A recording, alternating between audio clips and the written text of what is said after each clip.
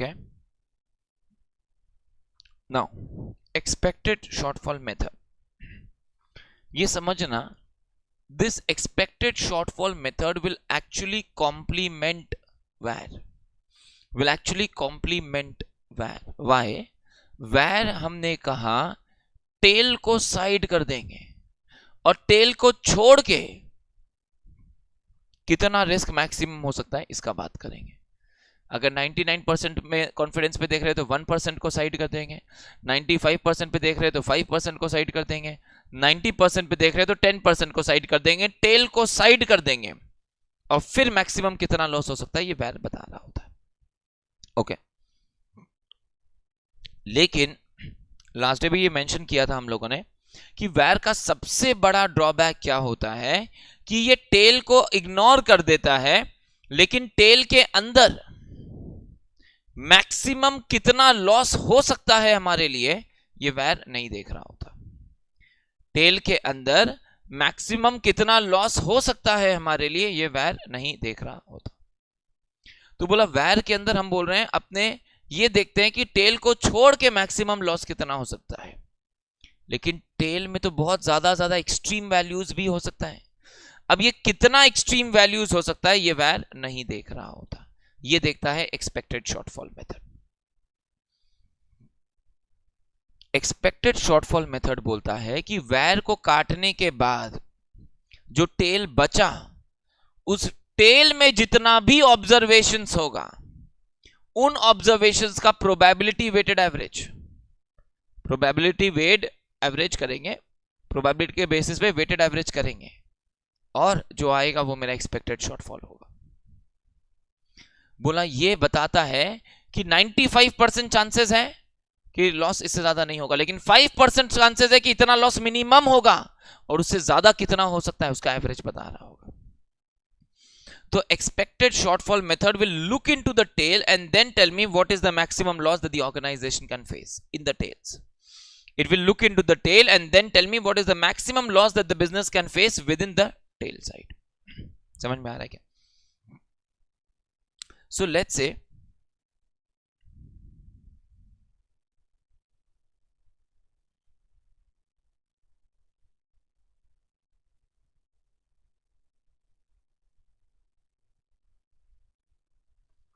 हम 95% देख रहे हैं, तो ये जो टेल है इसका जितना भी ऑब्जर्वेशन है, लेट्स से टोटल 1000 ऑप्शंस थे, 1000 ऑप्शंस, उसमें से टॉप 950 काट दिया, जो बॉटम 50 बचे हैं वो 50 का वेटेड एवरेज करेंगे प्रोबेबिलिटी के बेसिस पे, जो आएगा that is my expected shortfall method. लेकिन ये एक्सपेक्टेड शॉर्टफॉल का फिगर सोच के बताओ वैर से कम होगा या ज्यादा? ये एक्सपेक्टेड शॉर्टफॉल का वैल्यू वैर से कम होगा या ज्यादा? Sir it will always B वैर से ज्यादा. क्यों? क्योंकि ये तो टेल के आगे आगे जाता जा रहा है और एक्सट्रीम वैल्यूज पे जाता जाएगा, तो आगे का वैल्यूज तो और ऑब्वियसली हायर हो रहा होगा, तो इसके अंदर तो हमेशा अमाउंट ज्यादा आएगा as compare to VaR. Expected shortfall will always be higher than VaR, ये लिख के रख लो चाहो तो. Expected shortfall will always be higher than वैर.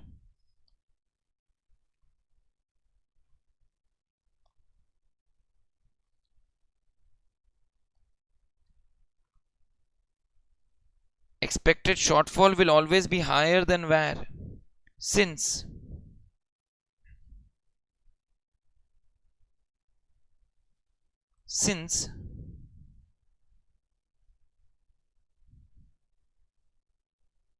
where ignores the tail,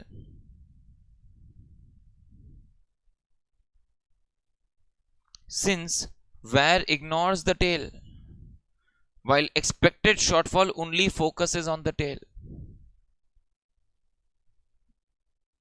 Since where ignores the tail and expected shortfall only focuses on the tail,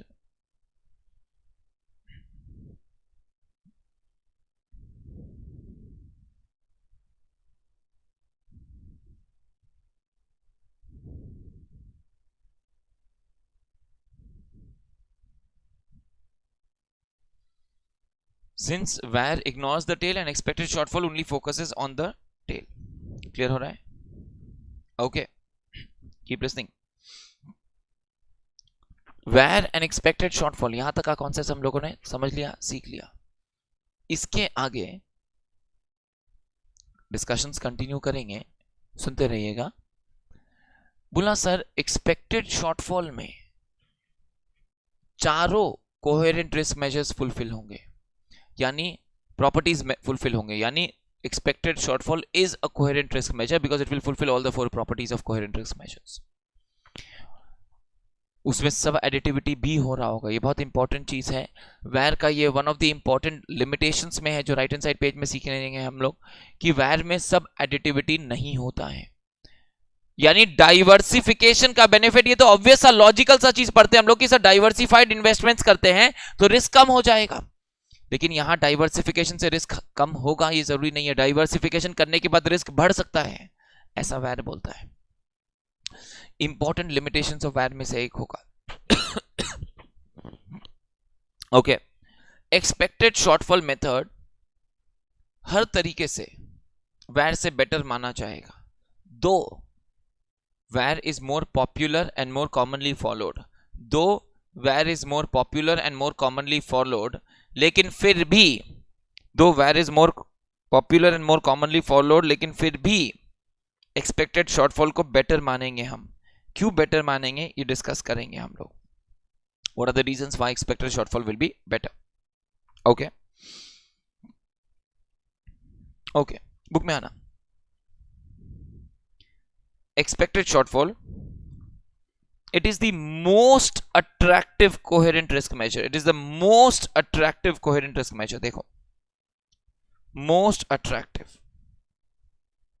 okay, this measure often has different names, इसके अलग अलग नाम होंगे। expected tail loss, ये नाम ध्यान रखिएगा, expected tail loss, conditional VAR, tail VAR, okay, नाम देखते रहिएगा। all of which are the same, all of which are the same। it is the expected value of our loss if we get a loss in excess of VAR। expected value है, average निकाला हुआ होगा। in case the amount is greater than VAR, VAR से ज्यादा loss होगा तो कितना होगा ये VAR नहीं देखता। VAR बोलता है इससे ज्यादा 95% इससे ज्यादा नहीं होगा, लेकिन 5% में अगर लॉस हुआ तो कितना होगा ये VAR नहीं देख रहा है। वंस अगेन वैड बोलता है 95% में कि 95% चांसेस इससे ज्यादा लॉस नहीं होगा। सर अग्रीड, लेकिन अगर ज्यादा हुआ तो कितना होगा ये वैड नहीं देखता, ये कितना होगा ये एक्सपेक्टेड शॉर्टफॉल देखने वाला है। ओके, बोला the VaR tells us the most we can expect to lose if a bad or tail event does not occur. VaR बोलता है इससे ज्यादा लॉस नहीं होगा if a tail event does not occur, जबकि एक्सपेक्टेड शॉर्टफॉल बोलता है अपने लिए कि this is the loss that can happen if we lose a tail event does occur. अगर टेल का इवेंट होता है तो कितना लॉस होगा ये बता रहा होगा अपने लिए, if a tail event does occur.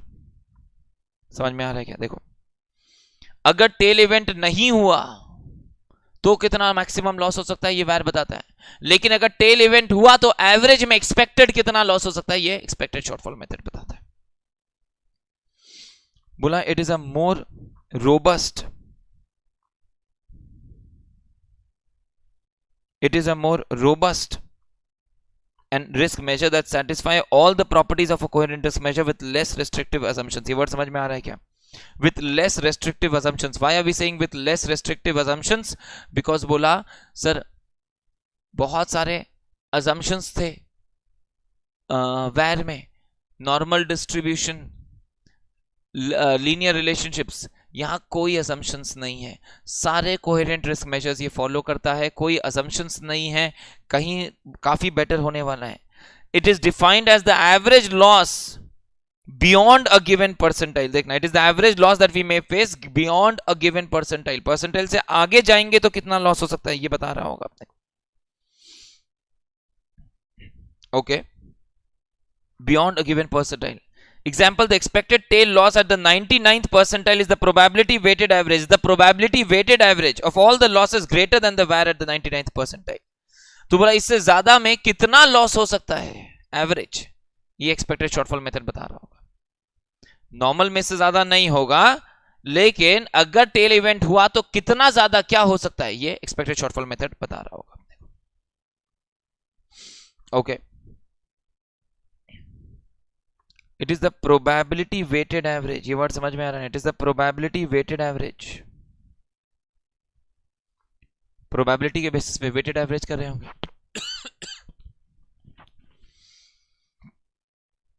Of all losses greater than VaR at the 99th percentile, VaR से ज्यादा में कितना लॉस हो सकता है, प्रोबेबिलिटी वेटेड एवरेज कैलकुलेट करके बता रहा होगा। Despite the VaR being better known than the expected shortfall, the latter has some advantages. VaR is more popular, ज्यादा कॉमनली नोन होता है, लेकिन फिर भी वेयर के कंपैरिजन में एक्सपेक्टेड शॉर्टफॉल के कुछ एडवांटेजेस है। क्या क्या एडवांटेजेस है, 2 मिनट लेके 3.1 में रीड करो ना please. We are saying that though where is more popular but expected shortfall still has more advantages as compared to where. What are those advantages what we are discussing here? read करना, 2 minute दे रहे हैं। ऊपर वाला वो line समझ में आया ना, एग्जांपल वाला 99th परसेंटाइल है, यानी 99th परसेंटाइल यानी टॉप 99% को काट दीजिए, जो बॉटम 1% बचा उसका probability weighted average is gonna be expected shortfall method. Okay, read the advantages of expected shortfall method.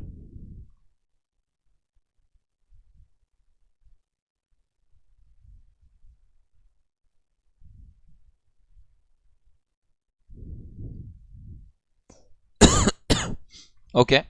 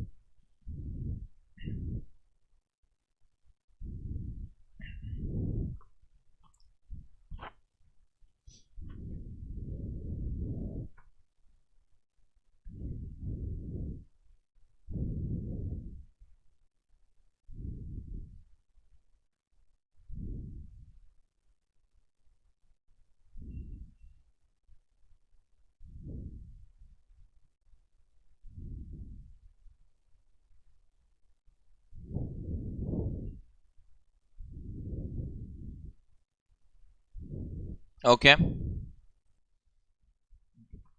expected shortfall is sensitive to the entire tail, whereas where will not change even if there are large increases in some of the losses beyond the cutoff percentile at which the where is being measured.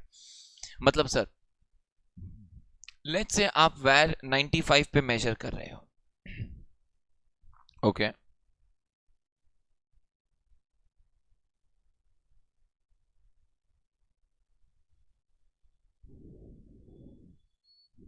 तो आपके tell में और कितना extreme values possible है, कितना loss हो सकता है, ये वैर से फर्क नहीं पड़ता।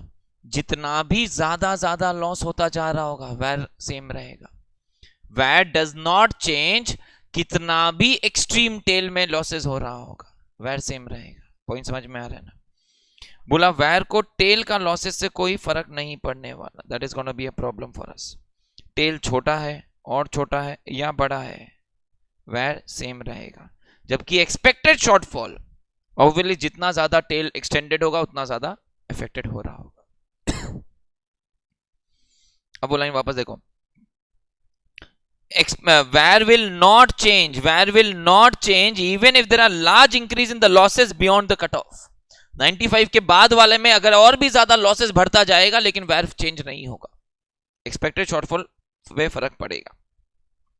Expected shortfall is a more stable measure than VaR, showing less sensitivity to data errors and less day-to-day movement due to irrelevant changes in the input data। बोला एक्सपेक्टेड शॉर्टफॉल में लेस मोर स्टेबल मेजर होगा, less sensitive to errors वगैरह हो रहा होगा। आज day to day movement, day to day changes वगैरह की वजह से आज price day to day movement में जो भी चेंजेस आ रहा होगा उसके वजह से वैर सेंसिटिव टू चेंजेस हो रहा होगा, लेकिन expected shortfall is less sensitive. It is a more stable measure. इसको फर्क नहीं पड़ता अगर बहुत हर टाइनी छोटे मोटे चेंजेस के वजह से, इन एरर्स के वजह से, in the and less is showing less sensitive to data errors and less day to day movement due to irrelevant changes in the input data. तो अगर मेरा इनपुट डेटा में चेंजेस वगैरह हो रहा होगा, डेटा में एरर्स वगैरह होगा, तो उसके वजह से एक्सपेक्टेड शॉर्टफॉल में कोई मेजर चेंज नहीं आएगा, because it's a probability weighted average. इसको इस तरह समझो कि where is a single observation, the 95 percentile काटने के बाद जो फर्स्ट वैल्यू बचेगा that is where. अगर वो वैल्यू गड़बड़ हो गया तो पूरा where गड़बड़ हो जाएगा. लेकिन एक्सपेक्टेड शॉर्टफॉल सारा टेल का एवरेज है, तो अगर एक वैल्यू थोड़ा गड़बड़ भी होगा तो एवरेज में उतना सेंसिटिव नहीं होगा. It is more stable, less sensitive to errors. where is a single observation. अगर वो ऑब्जर्वेशन एरर हो गया, गलत हो गया, इनपुट गलत हो गया, तो पूरा वैर गलत कैलकुलेट हो जाएगा. जैसे let's say there are 100 observations.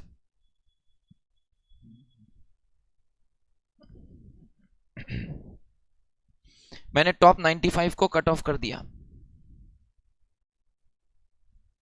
तो जो वैल्यू बचा 96th, that is let's say -28 crore. तो हमने कहा वेयर इज 28 करोड़, माइनस तो लगाएंगे नहीं. अब अगर ये एक्चुअली था 280 करोड़, मैंने गलती से 28 लिख दिया, तो उसके वजह से वेयर भी 280 का 28 हो जाएगा. जबकि मेरा एक्सपेक्टेड शॉर्टफॉल में तो इन सब का एवरेज लिया हुआ होगा, पांचों वैल्यूज का, तो कहीं ना कहीं लेस अफेक्टेड होगा as compare to VaR. Are you now getting the point? Expected shortfall will be more stable and less sensitive to errors and day-to-day movement due to irrelevant changes in input data. Okay, just write a sentence for this. Where is an absolute value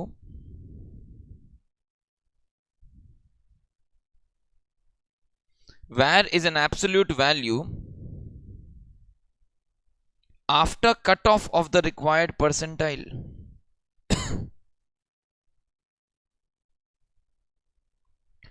After cutoff of the required percentile.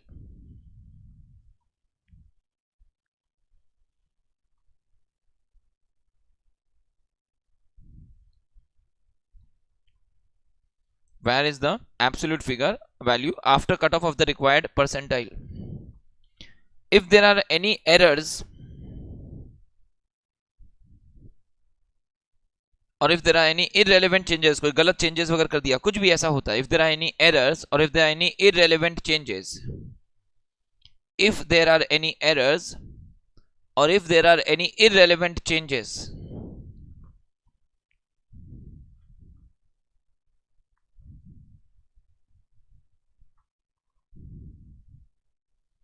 if there are any errors or if there are any irrelevant changes, then they will have a significant impact on where. Then they will have a significant impact on where.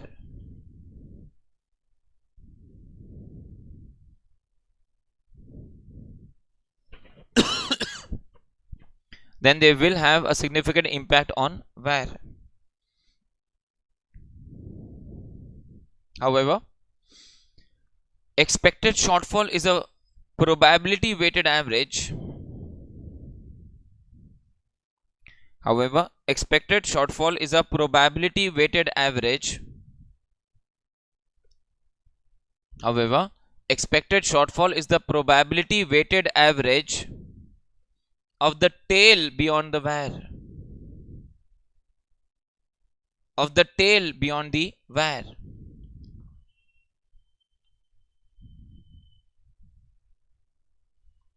Hence, it will be more stable and less sensitive. Hence, it will be more stable and less sensitive